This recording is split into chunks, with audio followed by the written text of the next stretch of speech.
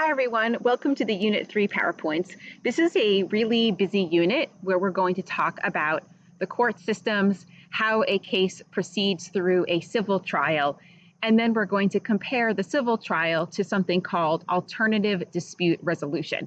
So let's get started with the PowerPoint on court systems. We already learned about the branches of government, excuse me. But in this unit, I wanted to spend a little bit more time talking about the structure of our court systems. And by that, I mean, I want to talk about the different types of courts that we have in the United States. If you drive around town, you're likely to see courthouse buildings near you. In fact, it'll say on the outside of the building that you're approaching a courthouse. So which courts are those and what do they do? Who goes to them and what happens in them? So in the United States, our court systems are broken down into two different types of courts. And these can be categorized as either trial courts or appellate courts. And I'm going to go through the differences between the trial and appellate courts, and also give you the names of some of these specific courts, especially the ones here in Massachusetts and the federal ones. So I'm going to come back to this slide in a second, but I just want to mention again, remember something we learned about in our earlier units is that the entire United States government system is broken down into both a federal system and a state system. Remember the federal being national. So that means we have both federal, in other words, national courts, and then we also have state courts. And then within both of those state court system and the federal system, we have trial and appellate courts. So there is a lot of breakdown here. So I'm just going to walk through it. And of course, at any time, if you need to, you can pause the video and come back to it. So trial courts are the lowest level court. In a couple more slides here, I've actually given you some triangles, but if you want to take out a piece of paper and draw a triangle on there, on the very bottom of your triangle, you should label the word trial court. Trial courts are the lowest level of the courts system, both for federal and for state. And it is where all of our legal matters begin. At the trial court, we also have just one judge. This is the type of courtroom you would see in a lot of TVs and movies where there's a witness area and there's a jury box. And there's one judge that sits at the front of the room, usually in the center, in his or her black robe. And this judge presides over the trial. That means the judge is responsible for all of the behaviors and rules of the court. People can't speak out of turn, there's procedures to follow, and the judge plays a role keeping that courtroom decorum. The judge also determines what evidence is allowed to come in and what evidence cannot come in, and maintains the whole trial. So one judge at a trial court. We also have at a trial court something called the fact finder. This is the entity that makes the decision in a trial of who wins and who loses. Now, often we think of that entity as being the jury, a group of our peers who are selected through a process called voir dire, which is discussed in your book, to sit on a jury. Perhaps some of you have sat on a jury yourselves, and the jury can make the decision. Not every civil case has a jury. In fact, some of them don't, and the judge can make the decision, in which case that one judge who presides over the court is also the fact finder. So again, at the trial court level, that lowest level, we have a judge, one judge, we have a jury perhaps making the decision, and the trial court itself is quite active. There are live witness testimonies, somebody who witnessed a car accident, someone who was involved in signing a contract can come and testify under oath. We can look at paper and things.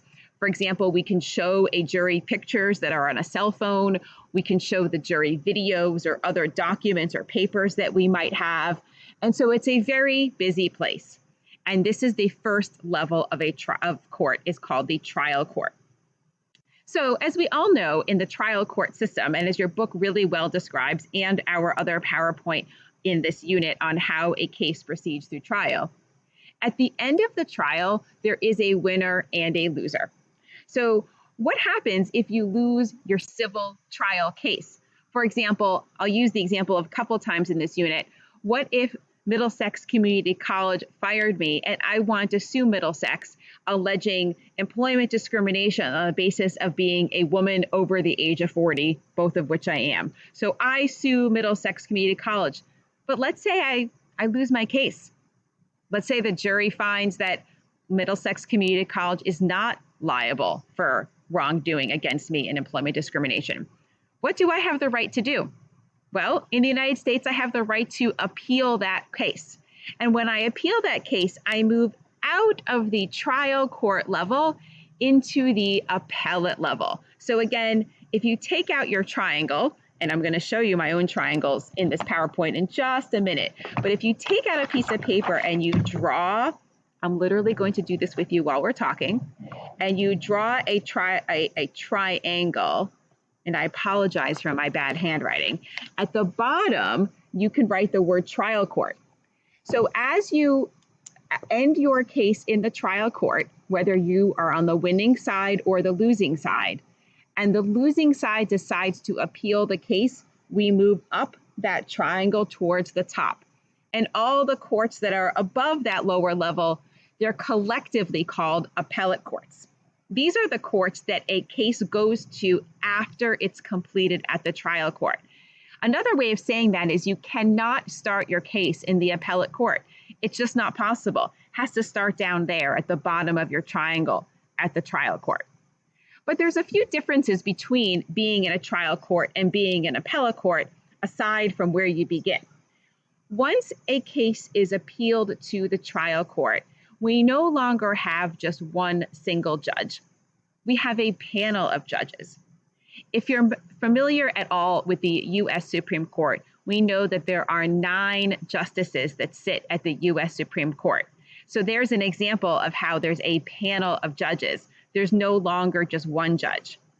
Every panel of judges at an appellate court is an odd number of judges, because the role of the appellate court is to sit in review of any errors or mistakes that took place at the trial court. For example, the appealing party, that would be the party that lost at the trial court, goes up to the appellate court and says, hey, appellate court, that trial court made a mistake. Maybe the court applied the incorrect law. Maybe the court let in witnesses that weren't supposed to testify, or evidence that wasn't supposed to be there, or the other way around, kept evidence out that should have come in. These are all mistakes, and we call those mistakes errors of law. And the appealing party argues to the appellate court and says, hey, appellate court, that trial court made a mistake. And the attorneys for the appealing party make that argument to this panel of judges, not just one, but at least 3, and as we see at the U.S. Supreme Court, all the way up to 9. Another interesting difference between the trial and the appellate court is not just the number of judges, but also that there's no more jury. The jury can only exist at the trial court level. Remember that another name for the jury is the fact finder. There's no finders of fact at the appellate court level. These higher level courts, these appellate courts, are only deciding if there was a mistake of law made by the trial court. So that's why we have just a panel of judges and no more jury at the appellate court. Another key difference is that the appellate court, while it's making this determination, it doesn't look at the evidence itself. The appellate court doesn't say, hey, witnesses, come on up to the appellate court. I want to hear from you again. Or, hey, video camera that took a video of someone walking down the street. Let's see that ourselves. The appellate court doesn't get to do that. They can look at the record of what was in the trial court, but the appellate court judges don't get to hear the witnesses themselves. Again, think about what we know about the U.S. Supreme Court. The Supreme Court judges are not calling witnesses up to the Supreme Court to hear from them again. They are only hearing from the attorneys arguing the case on behalf of the appealing party. Okay, so just a little bit of the difference between the trial and the appellate courts. That's an important distinction to understand the role of the court system itself. So as I mentioned at the beginning of this PowerPoint, we have both state and federal courts. I'm not going to ask you many questions about how you know whether your case belongs in state and federal court, but here's what I do want you to know. It goes back to that word jurisdiction. Which court has jurisdiction over your case?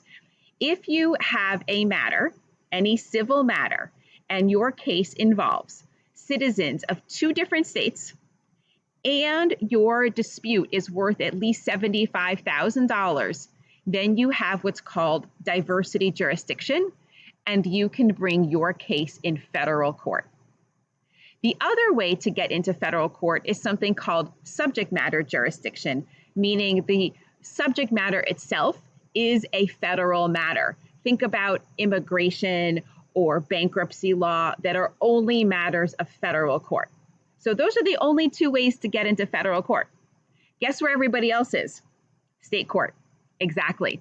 So that means the lion's share of cases actually belong in state court jurisdiction. I put the pictures of the justices here. Here on top is the current U.S. Supreme Court justices, and also down here at the bottom, if you don't know who this is, it's a retired Supreme Judicial Court justice in Massachusetts. Her name was Margaret Marshall. Okay, before I leave this PowerPoint, I want to introduce you to the hierarchies for both the Massachusetts court system and the federal court system. In Massachusetts, our lowest level court is called the trial court. And we have two different kinds of trial courts. We have both superior courts and district courts. I am not going to hold you responsible for knowing who goes to what court, but I just want you to know that we have both trial courts in Massachusetts, and some cases go to the district court and some go to a superior court, but they're both trial courts. If you have sat on a jury in Massachusetts and it was a state court case, you were either in district court or superior court. Remember I told you I'd show you triangles? Here they are. A case on appeal in Massachusetts goes up first to a mid-level court called the Massachusetts Appeals Court. And then the highest level of appeal in Massachusetts is the Supreme Judicial Court. That is our highest court in Massachusetts.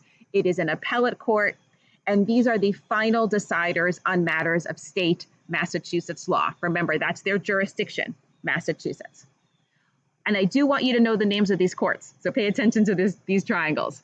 Okay, what about the federal court system? Well, as you can imagine, that lowest level is still a trial court. And then there are also two levels of appeal in the federal court system. I'll start at the top. The highest court in the United States in the federal side, the ones we were just talking about, the U.S. Supreme Court. What about the mid-level is called the U.S. Courts of Appeal. There are numbered courts all over the country. You don't need to know the breakdown of those, but just know that this is the mid-level of the appellate system at the federal side. And then back down to the bottom of our triangle, we of course start with the trial court. And there are federal trial courts as well. In fact, there's at least one in every state.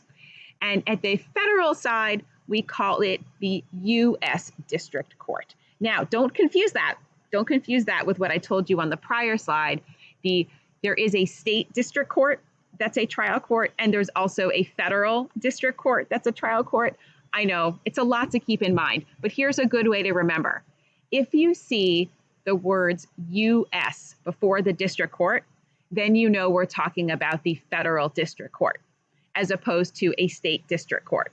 Also, if you see a town name in front of it, like the Concord District Court or the Framingham District Court or the Lowell District Court, that should be a clue that it is a state court that you have driven past or visited, not the federal U.S. District Court. Just one last thing before I sign off on my 15-minute video. There's been a couple of really big cases before the U.S. federal court sitting in Boston. Remember, at least one U.S. federal court in each state. This is where Whitey Bulger was tried. This is also where the marathon bomber Dzhokhar Tsarnaev was tried. And more recently, the college admission scandal case has also all been in the U.S. District Court in Boston. So I hope that's been helpful to see the differences between trial and appellate courts. And I do want you to know these triangles and the names of these courts. And also, don't forget which court, federal or state, has jurisdiction. All right, when you're done with this video, move on to the other two about how a case proceeds through the court system and alternative dispute resolution.